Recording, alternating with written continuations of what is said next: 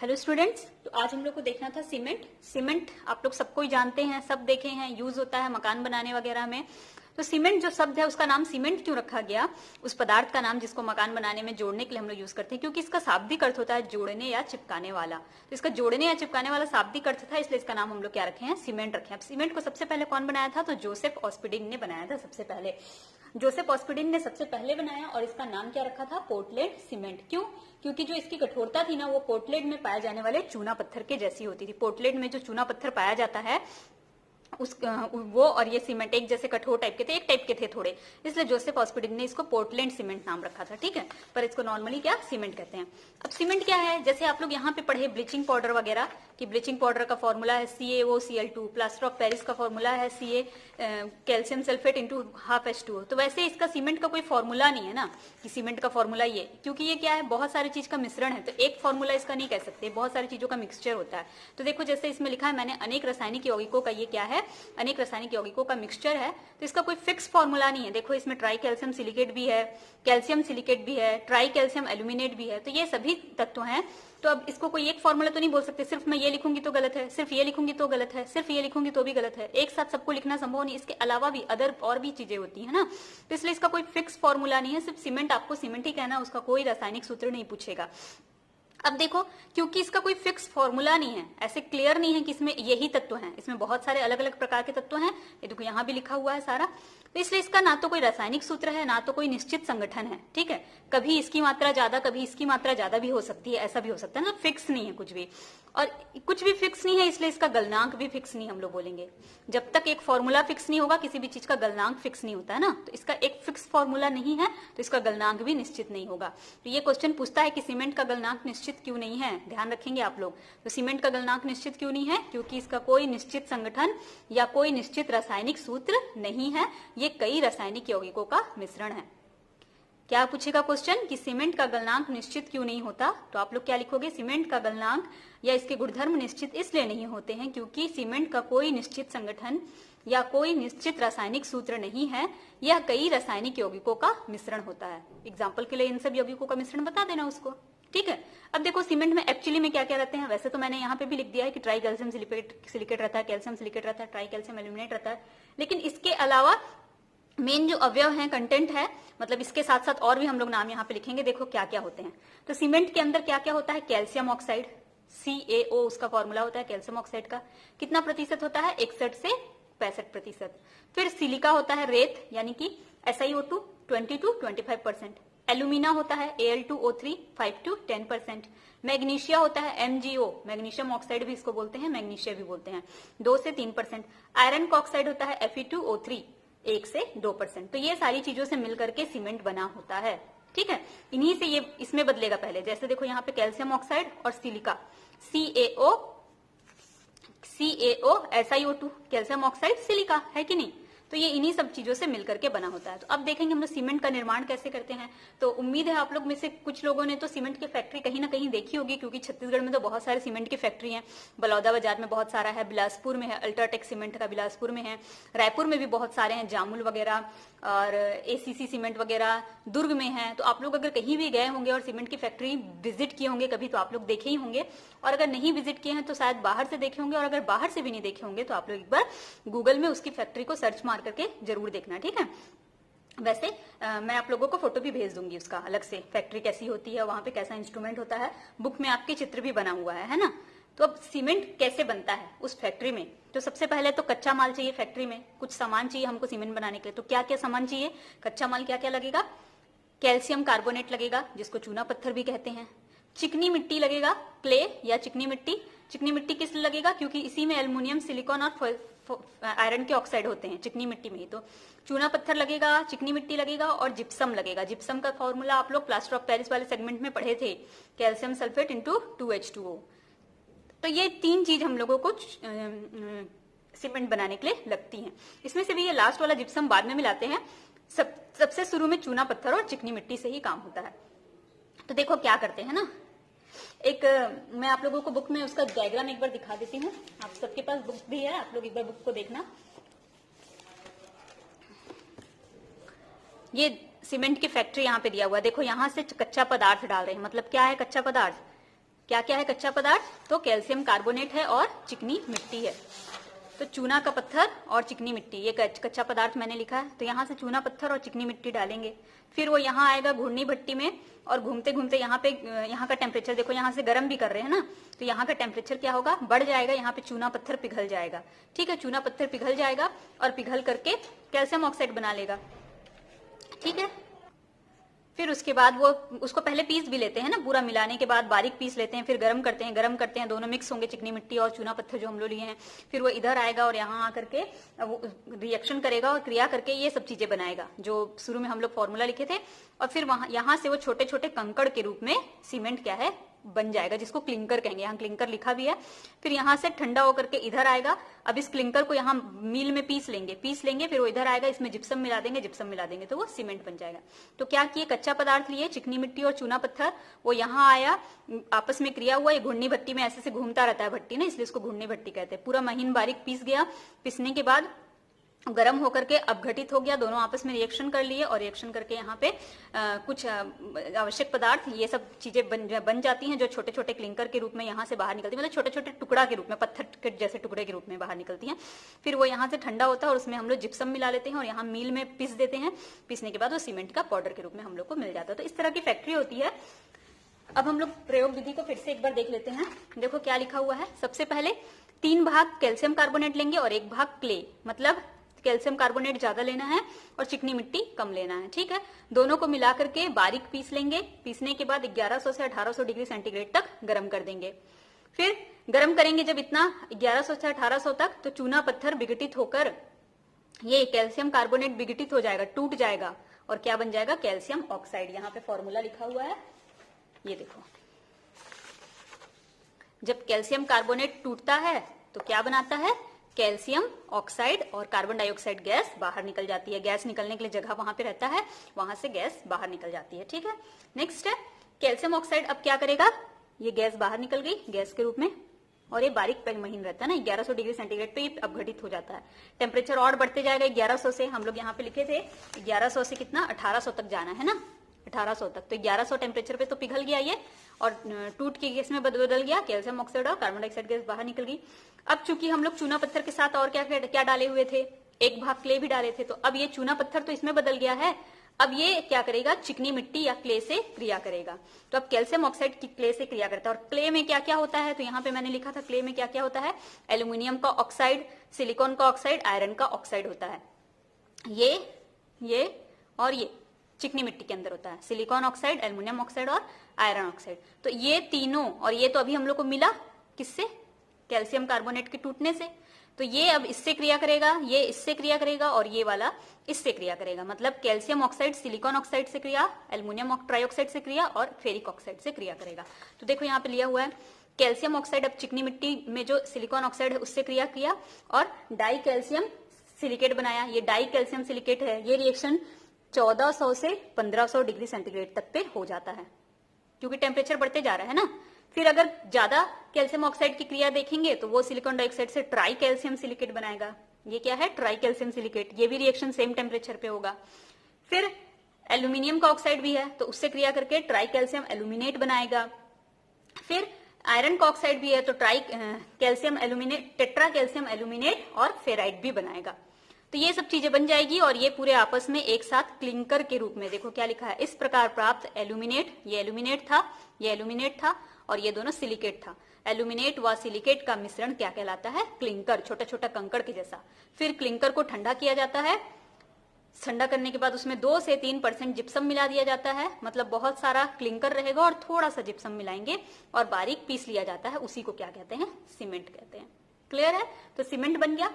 अब सीमेंट आप लोग सब जानते हो कि जैसे सीमेंट में बालू मिक्स करते हैं, पानी मिक्स करते हैं, या ऐसे भी पानी मिक्स करते हैं, तो सीमेंट क्या होता है?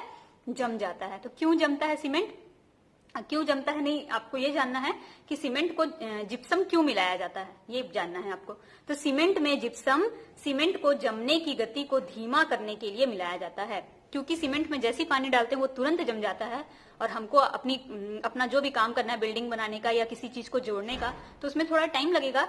तो इसलिए क्या करना है, उसको धीरे धीरे जमे, हम ऐसा चाहते हैं कि वो धीरे धीरे जमे, तो उसके लिए हमको क्या मिलाना पड़ता है? जिप्सम। तो ये क्वेश्चन पूछता है कि सीमेंट में जिप्सम क्यों मिलाया जाता है? तो सीमेंट के जमने की गति को कम करने के लिए जिप्सम मिलाया जाता है।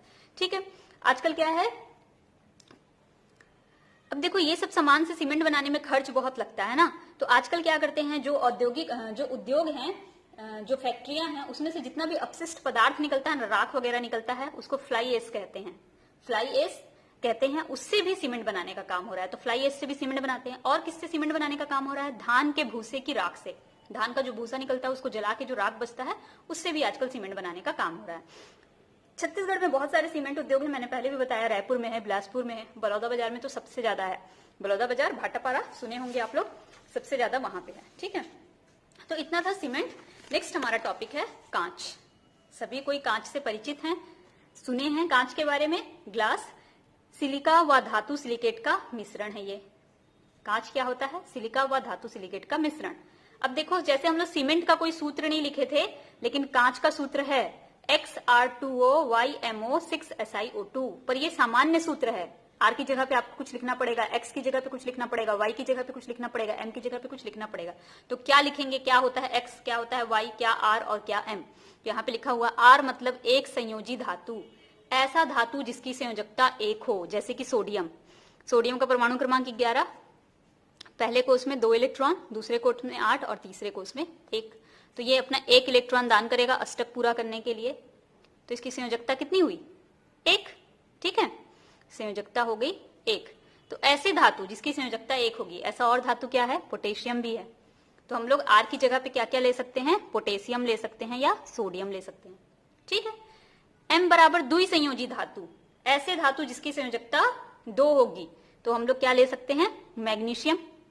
2 8 2, ये 2 इलेक्ट्रॉन दान करता है, मतलब इसकी संयोजकता कितनी है? 2।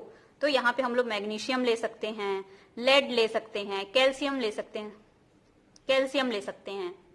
तो द्विसंयोजी धातु जिसकी संयोजकता 2 हो। ऐसे धातु ही लेना है ना, अधातु मत ले लेना। जैसे ऑक्सीजन की संयोजकता भी 2 है, मगर ऑक्सीजन क्या है? अधातु है।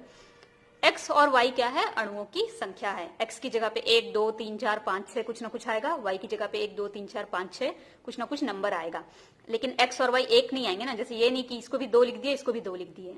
ये अगर 2 है तो ये कुछ और होना चाहिए, तभी, नहीं तो दोनों जगह एक्स लिखती मैं। ठीक है, तो ये सामान्य सूत्र है। अगर मैं चाहूं तो इसका एक पर्टिकुलर सूत्र लिख करके आप लोगों को बता सकती हूँ। जैसे आर की जगह पे अगर हम लोग सोडियम ले लें, मैंने कहा है पोटेशियम ले सकते हो, सोडियम ले सकते हो, तो देखो मैं यहाँ पे लिखती हूँ सोडियम Na2O।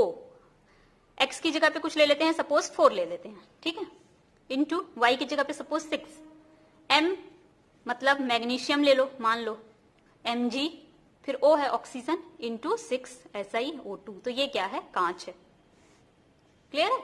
ऐसे ही अगर मैं कुछ और लिख दूं, 3K2O into 5PbO into 6SiO2, तो ये भी तो कांच हुआ ना।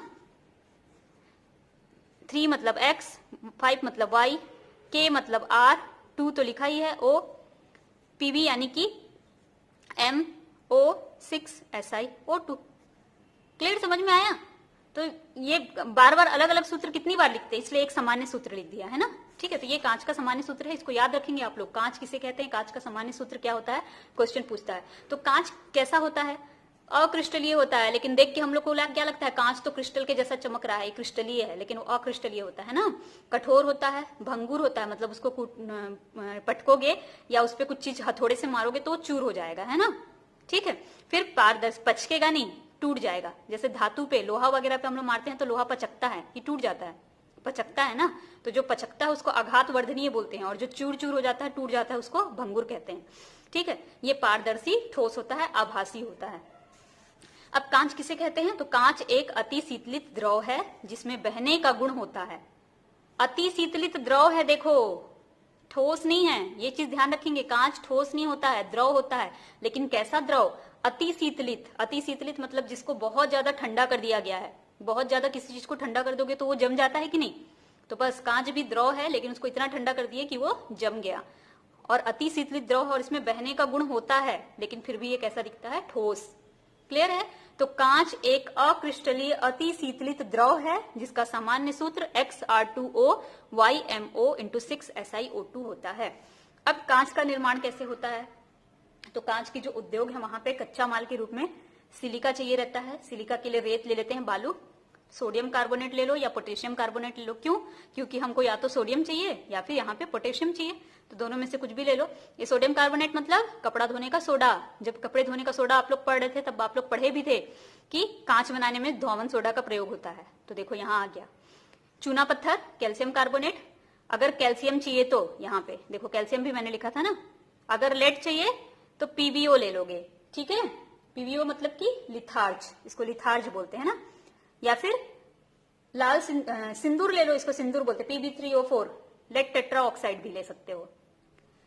अब विरंजक करना है, जैसे कांच बन रहा है तो उसमें एकदम उसका बिल्कुल कोई कलर नहीं होना चाहिए, एकदम रंग उड़ा हुआ होना चाहिए। फिर हम लोग अपने मन से उसमें कलर डालेंगे ना। जैसे कांच की चूड़ी बनानी तो हरी, पीली, नीली, अलग अलग चूड़ी बनानी तो आपको अपने मन का कलर चाहिए, तो जो बनेगा पहले वो एकदम पारदर्शी होना चाहिए, उसमें कोई कलर नहीं होना चाहिए। तो उसको विरंजक करने के लिए, ताकि उसमें कोई भी कलर ना रहे, उसको क्या क्या मिला देते हैं उसमें, या तो मैग्नीज डाइऑक्साइड या पोटेशियम नाइट्रेट या सोडियम नाइट्रेट मिला देते हैं, और कलेट मिला देते हैं। कलेट क्या होता है? ये कलेट मिलाने से कांच बनने की प्रक्रिया जल्दी जल्दी होती है, ठीक है। कलेट मतलब कि कांच का छोटा छोटा टुकड़ा ही रहता है, वो भी तो एक्स्ट्रा जो पहले से कांच के छोटे छोटे टुकड़े हैं वो भी उसमें मिला देते हैं, ठीक है। अब आपको अपना मन का कलर चाहिए, यहाँ पे तो आपने पूरा विरंजन कर दिया, उसका बिल्कुल कलर उड़ा दिया। तो अब अपने मन का अगर आपको कलर चाहिए, हरा चाहिए तो क्रोमियम ऑक्साइड मिलाएंगे, पीला चाहिए तो कैडमियम ऑक्साइड मिलाएंगे, लाल चाहिए तो कॉपर ऑक्साइड मिलाएंगे, बैगनी चाहिए तो मैग्नीज डाइऑक्साइड मिलाएंगे, और नीला चाहिए तो कोबाल्ट ऑक्साइड मिलाएंगे। क्लियर है? तो ये सब चीजें मिला करके अपने पसंद का कलर हम लोग उसमें ले आते हैं। अब प्रयोग विधि देखते हैं कि कैसे कांच बनाया जाता है। तो देखो इतना सारा कच्चा पदार्थ था, पहले तो सबको मिला लेंगे। तो रेत ले लेंगे, कैल्शियम कार्बोनेट चूना का पत्थर ले लेंगे, धावन सोडा Na2CO3 ले लेंगे, और सबको मिला करके पीस लेंगे। पीसने के बाद जब ये सब चीज को मिला के पीस लेंगे, उसमें कलेट मिला देंगे। कलेट मतलब छोटे छोटे कांच के टुकड़े, बगल में लिख सकते हो ना, कलेट मिला देंगे। इन सबको जब मिला देंगे तो उसको मिलाए हुए मिश्रण को क्या कहते हैं? बैच, ठीक है। उस मिश्रण का नाम बैच बोलते हैं, ठीक। अब बैच को कहाँ ले जाना है? बैच बोलने से आपको क्या समझना है? रेत, कैल्शियम कार्बोनेट, सोडियम कार्बोनेट और कलेट का पीसा हुआ मिश्रण, ठीक है। अब बैच को ले जाएंगे ऐसे एक परावर्तनी भट्टी में, सॉरी परावर्तनी भट्टी नहीं, टैंक भट्टी इसको बोलते हैं। तो यहाँ ले जाएंगे हम लोग बैच को, टैंक भट्टी में ले जाएंगे और 1400 डिग्री सेंटीग्रेड तक गर्म करेंगे। यहाँ से इसको गर्म करते हैं, गर्म करने के लिए आग का यहाँ पे प्रबंध रहता है, और ये ऐसे टैंक जैसा बना रहता है, इसलिए इसको टैंक भट्टी बोलते हैं, ठीक। तो यहाँ पे अब क्या क्या है मिश्रण में? बैच है। बैच मतलब क्या क्या?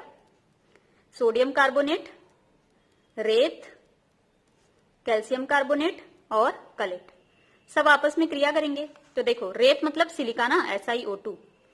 सोडियम कार्बोनेट सिलिका से क्रिया करेगा, सोडियम सिलिकेट बनाएगा, कार्बन डाइऑक्साइड बाहर निकल जाएगा। कैल्शियम कार्बोनेट सिलिका से क्रिया करेगा, कैल्शियम सिलिकेट बनाएगा, कार्बन डाइऑक्साइड गैस बाहर निकल जाएगा, यहाँ से गैस बाहर निकल जाता है। अब ये सोडियम सिलिकेट और ये कैल्शियम सिलिकेट आपस में क्रिया करेंगे और बचे हुए सिलिका से भी क्रिया करेंगे, और किस में बदल जाएंगे? कांच में बदल जाएंगे। तो अब हम लोग को कांच मिल गया। ये कांच कैसा होगा? पिघला हुआ हम लोगों को मिलेगा। तो इसको हम लोग ठंडा करेंगे ताकि कोई वस्तु बना सके ना। तो प्राप्त पिघले हुए कांच को ब्लोअर की सहायता से इच्छित आकार दिया जाता है। ठंडा करते हो ना, फुकनी से फूक फूक के उसको आकार देते हैं। फुकनी क्या होता है? ऐसे रिफिल टाइप का होता है, ठीक। ये इस टाइप का रिफिल के जैसा रहेगा, ठीक। यहाँ पे उठाएंगे कांच को, यहाँ पे लगाएंगे, ठीक है। ये लिक्विड कांच है मान लो, तो लिक्विड कांच को उठाए और इसको फूक फूक के फूकते जाएंगे और उसको आकार देते जाएंगे, फूकते जाएंगे, आकार देते जाएंगे। ऐसे ब्लोअर अच्छा उनके पास बड़ा सा रहता है, ऐसे से आकार वो बनाते जाता है। कभी आप लोग नेट वगैरह में देख लेना, गूगल में आप लोगों को मिल जाएगा। अब देखो एक शब्द आता है तापानुशीतन, मतलब ताप का शीतल करना, ताप को कम करना।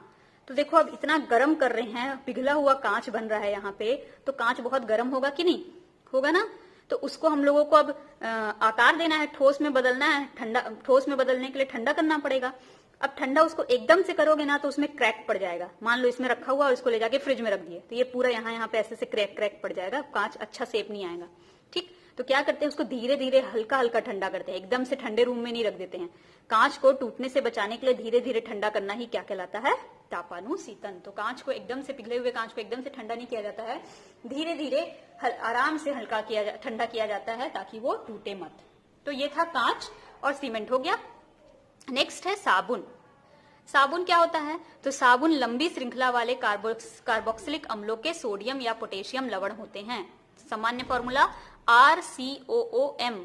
R मतलब लंबी श्रृंखला वाला, इसमें लंबा श्रृंखला होगा किसी का, और M मतलब धातु, सोडियम या फिर पोटेशियम यहां पे लेंगे। तो जैसे एक एग्जांपल मैंने लिया है C17H35 COONA, तो ये पूरा R हो गया, ये COO और ये M हो गया। ठीक है, पानी में जैसे ही घोलेंगे तो यहां से ये ब्रेक हो जाएगा, RCOO इस पे आ जाएगा माइनस और इस पे आ जाएगा प्लस, तो इधर मेटल पे प्लस लिख दिया है। इस भाग को पूंछ कहते हैं और इस भाग को सिर कहते हैं। इधर वाले भाग को पूंछ कहते हैं, ये पानी में नहीं घुलता है। ठीक है, और इधर वाले भाग को सर कहते हैं, ये पानी में घुल जाता है।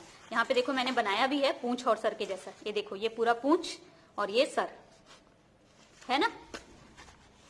कितना क्या लिखा था मैंने फॉर्मूला C17H35 COONA, तो हम लोग यहाँ पे लिख देते हैं, देखो CH3 यहाँ पे होगा, यहाँ पे CH2, यहाँ CH2 CH2 CH2 CH2 मैंने लिखा नहीं था, अभी मैं लिख दे रही हूं ताकि आप लोगों को समझ में आए।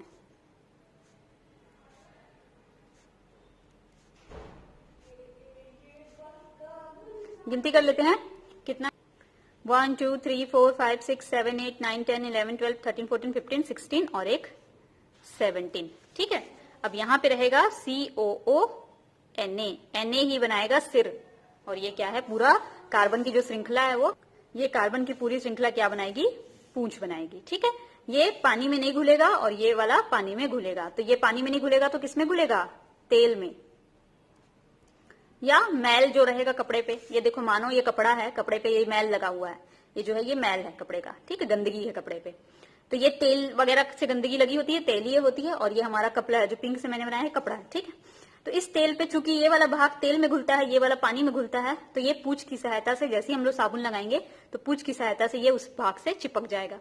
ठीक है, चिपक जाएगा और कुछ देर के बाद ऐसे पूरा चारों तरफ से उसको घेर लेगा। इसको फिर बोलते हैं मीसेल। ऐसे पूरा चारों तरफ से साबुन के द्वारा गंदगी को या मैल को चारों तरफ से ऐसे घेर करके मीसेल की संरचना बनती है। फिर जब इसमें पानी डालोगे ना, पानी फ्लो करोगे, तो ये वाला सर किससे मिलता है, घुलता है, जल में घुलता है सर, तो ये वाला भाग क्या हो जाएगा, पानी के साथ जुड़ जाएगा। तो यहाँ से H2O मान लो पानी है, पानी जब यहाँ से बहेगा तो ये सर इसके साथ पानी के साथ चिपक जाएगा और ये निकल जाएगा। निकलेगा तो साथ में ये पूरा तेल को भी लेके जाएगा, यहाँ से ये भी निकलेगा, ये भी निकलेगा, ये भी निकलेगा सब, तो ये पूरे तेल को भी अपने साथ ले जाएगा। तो ये जो कपड़े पे लगा हुआ था, ये कपड़े पे ना रह करके बाहर चला जाएगा, पानी के साथ बह जाएगा, तो ये मैल क्या हो जाएगा, साफ हो जाएगा। तो इतना था इस चैप्टर में। क्या क्या पढ़े, जल के बारे में पढ़े, साधारण नमक के बारे में पढ़े, प्लास्टर ऑफ पेरिस, कपड़ा धोने का सोडा, खाने का सोडा, ब्लीचिंग पाउडर, सीमेंट, कांच और लास्ट में ये साबुन। तो अब आप लोग इसका नोट्स बनाइए और क्वेश्चन आंसर कंप्लीट कीजिए। Thank you.